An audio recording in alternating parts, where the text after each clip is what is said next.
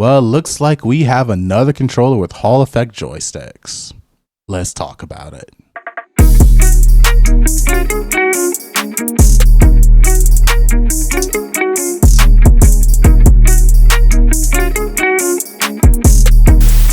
How's it going, everyone? Though this is going to be the unboxing portion of the Flydigi Vader 3 Pro controller. So this controller right here is the new controller made by Flydigi in the Vader series, and as you see, this is the box right here. It's all in Chinese, so I can't really translate everything, but what I can see is that the controller works for Androids, Windows, apparently it looks like a Nintendo Switch as well, and iOS devices. Also, if you want to know what this box is, this box right here is the carrying case for the Flydigi Vader 3 Pro controller. So this is just the carrying case, which honestly, I should just open up and get this over with. So as you see right here, this is the carrying case. Nothing too fancy, a little small little case. Zip it up. Yep, looks like controller goes in, has a little net thing. Yeah, nothing fancy, just a basic controller case. All right, so now let's get into unboxing this controller. Looks like there's a sticker right here. Just pull this off and let's lift this open. So one of the reason why I got this controller is because I actually do like the Flydigi products. And one of the big things about Flydigi is that this controller has Hall effect joysticks. And they said that they increased the pulling rate for the wireless controller itself, and I'm like, oh, I'm really excited to see how this controller performs. So you got nothing else in the box, you can move this to the side. Something about the Flydigi Vader 2 Pro, a good, I guess, a thank you note. Not sure, I can't translate Chinese unfortunately, so I don't know. And you get the controller itself, which underneath this, here is the controller, which I have to say, yeah, this is the controller. It feels very similar to the Flydigi Vader 2 controller. Well, I mean, it's the exact same layout, it's the Vader 3 now. So holding this controller in the hand, I have to say, like, this controller is very comfortable. The joystick rolls, they feel very nice actually. I actually like how these feel. I wonder if I could pull these sticks off.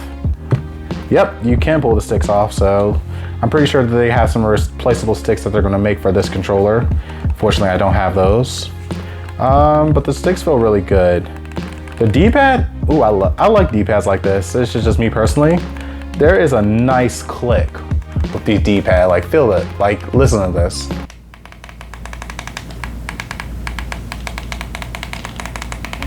Yeah, I really do like the clicky feeling of the D-pad, and the way how it rolls just feels like really nice. This is a really cool, good D-pad.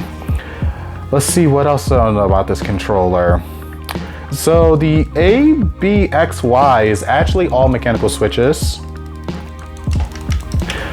But I noticed that the C and the Z button at the bottom here are regular buttons. So you have mechanical buttons right here and regular buttons here, which, interesting choice, don't know why, but okay, sure. Of course, you get your start and select button, your home button, and whatever this button is in the middle. And oh, this is nice, this little rainbow color. I like this. I like this a lot. This actually looks really cool. Looking at the back of the controller, you have, 3 modes. You have dongle mode, Bluetooth mode in the middle, and Nintendo Switch mode. And it looks like you got trigger stopper. So this is a full pull of the controller with the trigger stoppers off. Let's turn this on. Ooh, this is nice. So when you have the trigger stoppers off, they're just like regular full-on triggers. When you turn them on, it's like they put mechanical switches. Like, look at this. Like, this is now a mechanical switch L2 and R2, which this is really good for first-person shooters. I mean, I like this a lot. So you have the full analog joystick, and you have mechanical keys for your triggers. That is great. I like this a lot. Oh yeah, I definitely like this. And And I have to say the LB and RB, they're fine. Nothing to scoff at, really good. I'll have to say this controller is very comfortable in the hands, and I'm really ready to test out this controller. Oh, and about the 4 programmable back buttons, they're really good. I noticed that this controller is a little bit smaller. I kind of don't like the straight cross like this, but as you can see, I can easily reach all 4 of the buttons, no problem with my hands. But it's not my preferred method of how I like my back buttons layout, but it's workable and it works very well. So yeah, without further ado, also looks like you got a little prong right here, so it looks like you can buy a charging dock. I'm curious if a charging dock will work with this controller. But yeah, without further ado, let's do a joystick accuracy test. Wait, before we do that, I forgot. We have our USB-A to USB-C dongle, USB-A to USB-C cable right here. This looks like it is 1 meter, about 3 feet. So put that to the side and hold on.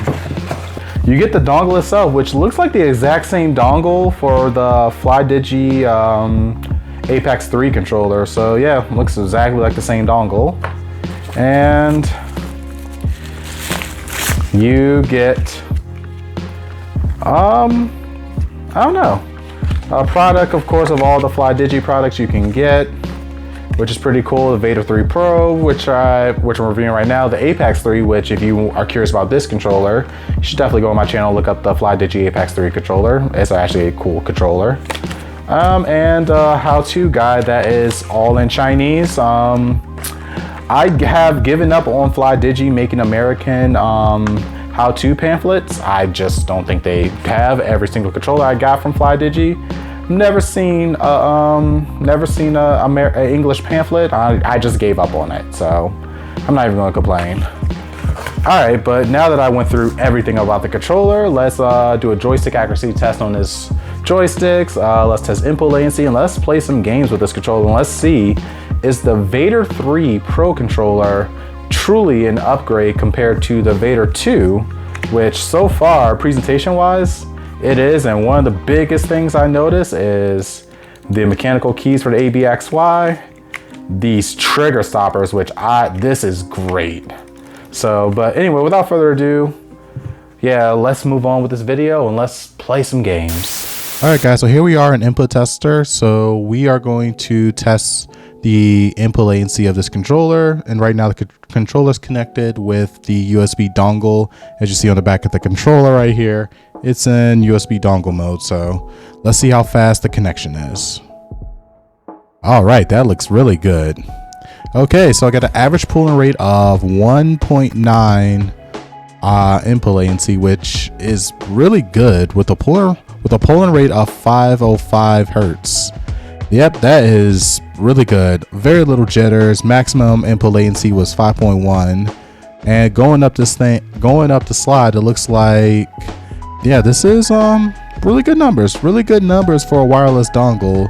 Bunch of ones, bunch of twos. Some of them goes below 1 millisecond input latency, which is really good. But yeah, really tight numbers, and I really like this. All right, let's test the Bluetooth setting for this controller. All right, guys, so here we are. We have the controller hooked up to my PC via Bluetooth. So without further ado, let's test the input latency using a Bluetooth connection.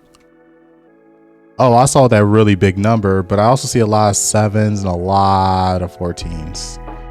Oh, this is ugly. I don't like this at all. All right, so I have an average pooling rate of 38.49, which is clearly wrong. It's definitely not 38.9 because I have this really high maximum like right here. But if I scroll up on this list, yeah, you see a lot of 7s, a lot of 14s. Sometimes not too many outliers, but besides this one giant outlier here at the very top. But yeah, this controller with a Bluetooth setting, I would say is probably like around an average input latency of 11. If I don't quote me on that, my math is kind of could be off, but this maximum definitely throws this average way off. So yeah, I would say like a input latency of 11 milliseconds, which is not really good for a Bluetooth connection. So would not recommend using this controller with a Bluetooth connection. Let's test this with the wire connection. All right, guys, so here we are now, got the controller hooked up via wire connection. So without further ado, let's test this wire connection. Ooh, that is actually really fast. Okay, average input latency of 1.91, polling rate of 522 hertz. And looking at this polling rate, I have to say, like, it's not bad at all. Very little jitters. Maximum input is 6.32. About the same. It looks about the same as using the wireless dongle. So wire connection or wireless dongle performs pretty much the same. So I would probably prefer to use the wireless dongle, in my opinion, just because it performs the same. And also, I did try overclocking this. Overclock, it did nothing. So. But yeah, these are actually pretty good numbers for the dongle and for the wired mode. Definitely will not use this controller in Bluetooth mode. Bluetooth mode is extremely janky. And honestly, I don't know why they included it if it was going to perform the way it did. So, all right, without further ado, let's go on to joystick accuracy test. All right, guys, so here we are in Gamepad Tester, and we're going to test the joystick accuracy of this controller. So as you see, I got the controller right here, with all the buttons working all nice, seeing that the controller joysticks drop at that axis of 0.00002, which is a really good thing to see. So without further ado, let's do a joystick accuracy test. All right, doing a circular motion. Interesting. So about an 8-second input joystick error rate with a 9 on the left stick and an 8 on the right, which it isn't really too bad because it's pretty evened out over around the circles for the error rate, but it's kind of a little bit of a disappointment seeing that these are Hall effect joysticks. You would think that they will get the joystick accuracy right, but hey, who knows? I had a similar thing with the Apex 3 controller, but then the software allowed me to recalibrate those joysticks to make them more accurate. So who knows? Maybe I can recalibrate the joysticks for this controller to make the joysticks more accurate for this. So without further ado, let's get into the application. All right, guys, so here we are about to start up the application, and this is actually a very unique thing that I noticed about the Flydigi Apex 3 controller as far as the Flydigi Space application. So say for instance, you already have Flydigi controllers and you just want to open up the similar old Flydigi Space app. So as you open this up, you will notice that this will pop up and it will tell you to download Flydigi Space 3.0, which is a different application compared to the original Flydigi Space app, which I don't understand why they have a new application for this controller compared to all the other controllers. But if you do click on download, it will open up a URL link, which will take you all the way to the Flydigi download site where you can download the Flydigi 3.0 software. And it will be right here. Of course, the whole page will be in chat and Chinese, but here, this is where you will download the Flydigi Space Station 3.0. I also wanted to point out that you may have an issue installing the Flydigi Space 3.0 application. You may, the issue I noticed that I had was with the Xbox 360 driver for the app. For some reason, it didn't like it and it kept on making the installation fail. So what you will have to do is, honestly, you will have to go into your folders, into your drivers folders and your Windows folder tab thing, and you will have to find the Xbox 360 driver, and you will have to either change the name of it or delete it or move it to somewhere else, so that way the Flydigi Space 3.0 app can install properly. For me, I moved it over to my desktop just in case if something were to happen, I can always grab the driver and just put it back to its proper folder. But without further ado, now that I have the Flydigi Space 3.0 installed, let's open this up. All right, so this is a look at the Flydigi 3.0 app.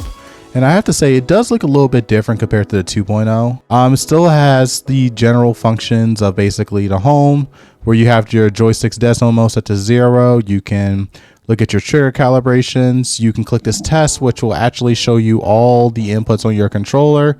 And you notice as if you rotate it, it will tell you the polling rate of the controller as you rotate the joystick, which I find is pretty cool. But going back, you can basically map all of the buttons, and yes, you can map macros to it or set turbo mode for any of the buttons on the controller, which I think is cool. Joystick, you could basically change the curvature of the joystick so that way you can make it more sensitive, less sensitive, and you can control the dead zones on each of the joysticks. Motion sensors, yes, you can control if you will like to turn on the gyro sense for this controller. Usually, if you will do an FPS, a lot of people like to make it where the left trigger is trigger mode for the gyro sensor to turn on while aiming, and in racing mode people like to make it the left stick and leave it on 24/7, so that way when they're racing they could just lean to control left and right rather than just having the stick to lean left and right. Triggers, you can calibrate the triggers, control the vibration intensity, stuff like that, which is pretty cool. And also you can control the lighting of this controller, so if you want to make it brighter, if you want to make it breathing, if you want to make it a feedback controller, you could do that. You basically can customize this like little V thing right here, which I find is pretty cool. And if you want to see all of your configurations and map them to each of the 4 profiles, you can easily do that here. Basically, your controller can hold up to 4 different profiles, and you just basically hit the drop down and you basically select one of the 9 configurations. I already got all my stuff set up, and there you go. Now I have to say, I do not understand why Flydigi had made a 3.0 software specifically for this controller. I'm pretty sure it seems like that they're trying to drag all their controllers over to the Flydigi Space Station 3.0. And one of the downsides of this software that I noticed is I cannot calibrate the joysticks of this controller like I can in the other Flydigi Space software with the Apex 3 controller. And that is a little bit of a bummer for me because I really was hoping I could do that to make these joysticks a little bit more accurate. But yeah, with that being said, that's all of the features for the Flydigi Space Station application. The Flydigi Vader 3 controller is also compatible with the Flydigi Game Center mobile app that you can download for Android. And also another side note, the same phone clip that can work for the Apex 3 controller also works for the Flydigi Vader 3 controller. So that's pretty cool. But once you have your controller hooked up to your cell phone via Bluetooth, you can click connect. Once your controller is connected to your phone, you can play games that normally support gamepads through the app, and also you are able to play games that normally don't support gamepad that only have touch controls and map all the buttons on the gamepad controller to the touch controls, which is actually very easy to do with the Flydigi Game Center app. Clicking on the controller, you can see the current firmware version of the gamepad, so that way you can upgrade the firmware if you want to. You can see the current connection mode of the gamepad, so you see it's in flash play mode, which allows me to play touchscreen games with this controller. And you can test all of the inputs. As you see right here, you can test all the inputs on the controller, and one of the biggest things that I've noticed is that you can actually recalibrate the joysticks with the joystick calibration on the upper right hand screen of the cell phone, which I find is very cool that you could do it with the mobile app, but you cannot do it with the actual Windows application. I don't know why, but yeah, that's a little interesting. So I've been using this controller for about a month and a half now, and honestly I gotta say, like, this controller overall is a decent controller to have. The fact that this controller is lightweight and also has very low input latency wirelessly make this like a really good controller for competitive games such as like Call of Duty and stuff like that. The software for this controller is a little bit underbaked, but it does get the job done as far as programming the buttons, setting up the 4 profiles, and setting up the gyro settings for this controller. I also like the fact that this controller is compatible with the same accessories as the Flydigi Apex 3 controller as far as swapping the joysticks around and also using the charging dock to charge this controller rather than just plugging in with a cable. I think that's a really cool addition. The only 2 things that I do not like about this controller is, one, the joystick accuracy for this controller. Even though yes, this controller does have Hall effect joysticks, I do think that this controller should have more accurate joysticks compared to what they are. Hopefully they can fix this with like a firmware update. And even when I use the mobile app to recalibrate the joysticks, they were still like a pretty high error rate, around 7%, which is good for a controller, but I was hoping that this will have more accurate joysticks than what they currently are. And also, the second thing I don't like about this controller is the fact that the gyro sense for this controller is not all that great. So I use this in like first and third person shooters. The gyro settings are not bad, but when I use this in racing games, man, this gyro, it just does not perform very well for racing games. I would not recommend using this controller gyro settings when you're playing racing games. And also that the software feels like half baked compared to the original Flydigi software. Hopefully they will update the software and eventually get this thing fully functional, but as of right now, like the Flydigi Vader 3 or Flydigi software for the Flydigi Vader 3 controller, it's a little underbaked, and you can tell that it's not fully up to date yet, and hopefully they can get it up to date soon. With that being said, I will have to say, if I was to give the Flydigi controller anywhere from a solid like 1 through 10, I will say that the Flydigi Vader 3 controller, I give this controller a solid 9 out of 10. Now, despite everything I said about this controller, the one thing that is true about this controller that a lot of people like this controller for, is the fact that this controller performs extremely well. It has a low input latency wireless, around 2 millisecond input latency, which is great for a wireless controller. The Hall effect joysticks means that you won't have to worry about stick drift for quite some time, and that these joysticks should, in theory, last longer than the traditional joysticks on most controllers. And also, the trigger stoppers on this controller is really nice. The fact that I could just flip a switch and then turn the trigger into a mouse click is just so satisfying to me. I really do enjoy these trigger stoppers, and also the fact that you get 6 programmable buttons and stuff like that makes this a really solid option for around like $70.